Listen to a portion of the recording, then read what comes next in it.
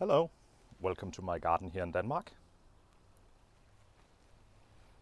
As you can see, I don't cut my perennials back, at least not those that keep their structure. I will remove a lot of the geraniums pretty soon though. They have been affected heavily by frost, and I have some tulips that I need to get in. I wasn't able to plant the tulips in December due to the frost. And of course also the dark. It's sort of only the weekends that are available for planting the tulips. And we just had too much frost for me to do that. It is getting milder again now though, so I am hoping to get my tulips in. As you can see here, I planted some bare root roses as well. These were planted in November, just before the frost came. Really happy to get these in. Also, as you can see, I don't have a lot of evergreens. I have put some Irish yews in though. I put approximately 16 of these very green Irish yews in, running along the hedge. Probably can't see them because I purchased them. Of course you can see this one, but I purchased them quite small. So in a couple of years they should be able to be viewable from basically all over the garden. Also, these roses were planted as bare root last year, and these have become really nice, so my expectations for my other bare root roses are quite high. In the middle border I also have some Irish yews, but these are of the yellow variety.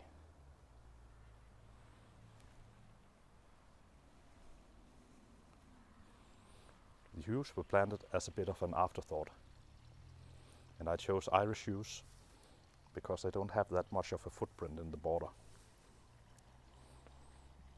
They get rather high though, and that is a good thing, so I'll get a lot of green out of them without losing too much space for perennials.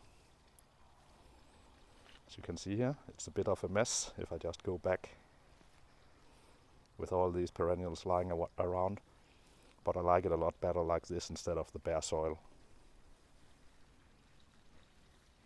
Also, I plant really densely.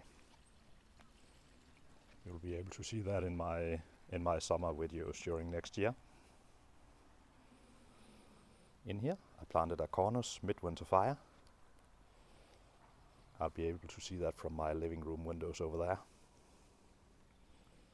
The midwinter fire variety, this is of course just newly planted this year, because I didn't have a border here last year. This was created this year. But the midwinter fire is, it will turn yellow. I think it's yellow at the bottom and more red at the top, at least in a couple of years, if I got the right one.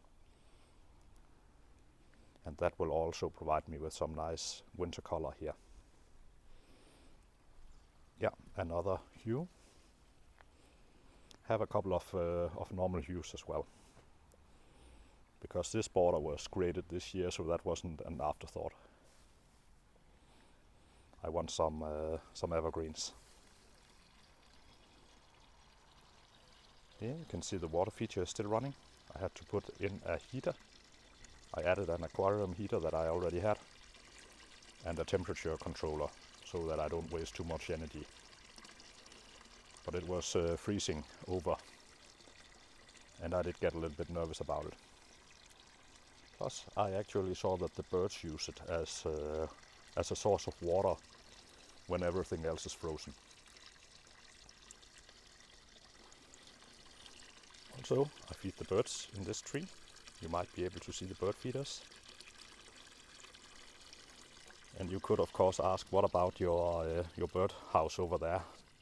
And I don't feed in that one anymore. It was just too hard getting enough food into that house, unfortunately. It does look really good though, but it's really hard to get anything in it because it's just not huge enough or large enough. So this will become a purely ornamental feature. I'll move that into the border, and I'll use the other bird feeders in the shrub over there instead. Yeah, it's an elder. Elders actually look quite good here in winter, right? Even though they don't have any leaves, I like the structure on them. This is Cornus siberica, really good one. Good specimen I got there. Sometimes you can get these siberica at least here in Denmark, they aren't always that good. Sometimes they have brown stems on the old wood. Like in a year after this one keeps its colors for several years before I cut them back. I cut the stems back when they tend to lose their color. Then it will shoot new stems and these will be red again. Also cherry laurel. Looking really good here in winter, right? That is an old one. I put that in, I think it was like 6 years ago, 5 or 6 years ago. I had this garden for 6 years. And basically I established everything. There was grass here, but I established the hedge as well. Let's look at this golden hue. Oh, and the cat in the background as well. They're really, really nice looking, right?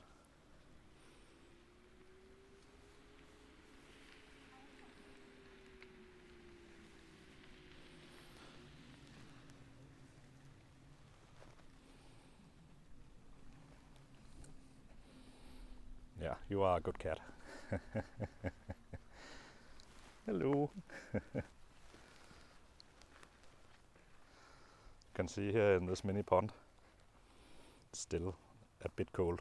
There's new ice on it, but it was frozen to the bottom just a week ago. So I will be able to plant my tulips in a few days, I think. After enjoying my Christmas with my family. As you can also see, I have a few more Cornus siberica established. I have 4 total of these running alongside the hedge. Also you can sort of better see I have some stones lying in the background of this pond to support the animal life. Also I have these green sort of clay features. These are for frogs and newts.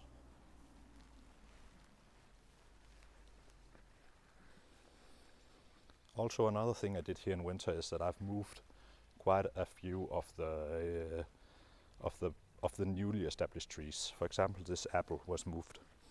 It used to be on the corner over here. And basically I switched it around with this Irish yew. And the reason why is that this other apple sort of ended up in the middle of the border. It was not supposed to be in the middle of the border, but that used to be the end of this border. There used to be grass out here and a border that ended right here. And then of course the apples would be accessible from the grass path. But now I need to move the apple out here so that I can actually access the apples. But that would of course be too close to the apple tree when it was on this in this place. Yeah, that's just how my luck is. I actually moved quite a lot of shrubs around. Quite a few of the newly established ones. And November was the perfect time of year to do that. Also up here, a few more bare root roses. Looking forward to seeing those next year. I'm a bit nervous about where that cat went, because sometimes it sort of charges me.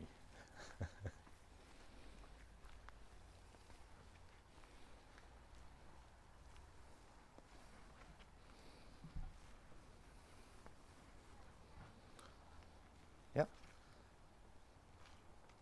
And the witch hazel in there hasn't bloomed yet. My guess is that it won't bloom in January either. We had a really cold December.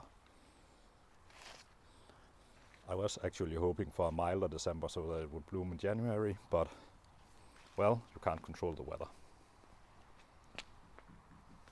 Yeah. And the glassberry has lost its color. That one was looking really good in December, or in early December and November. It was looking really good. Moving on, you can see an upcoming project. That is my kitchen garden. I leveled it. It was full of weeds this year. Got some strawberries out of it though, but other than that, I gave up on it this year. It just took too much time for me to establish the middle border, or rather to enhance that one. So I sort of gave up on my kitchen garden.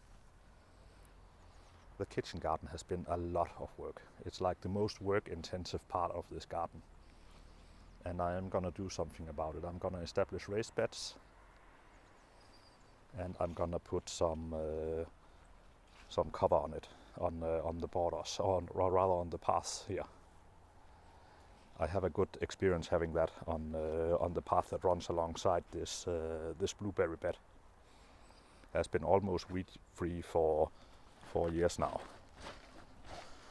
since I have a liner under it. Just scrape the grass away so that you can see it, or the bark away so that you can see it.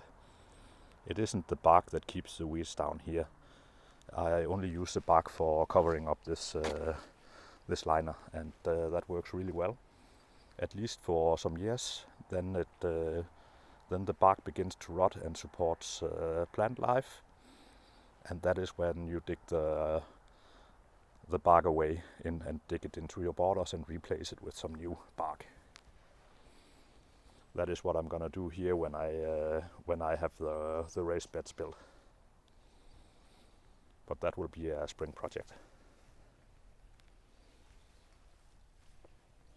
And I probably shouldn't postpone that for too long, because suddenly these spring projects tend to get really urgent in the end, right?